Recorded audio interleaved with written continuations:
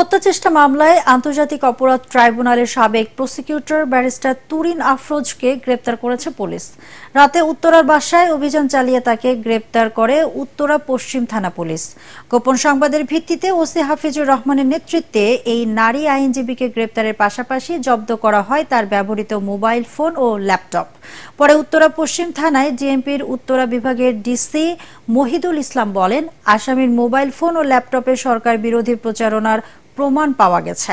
বৈষম্য বিরোধী আন্দোলনে হত্যার উদ্দেশ্যে গুলি চালানোর মামলায় তুরিন আফরোজকে আজ আদালতে তোলা হবে বলে জানান উত্তরা বিভাগের ডিসি। আমি আইনের প্রতি শ্রদ্ধাশীল।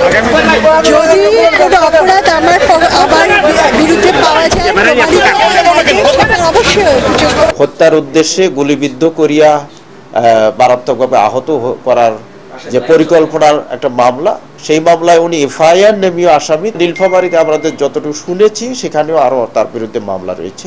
অপারেশনকালীন তার ল্যাপটপ এবং তার মোবাইল ফোন আমরা চেক করে দেখেছি।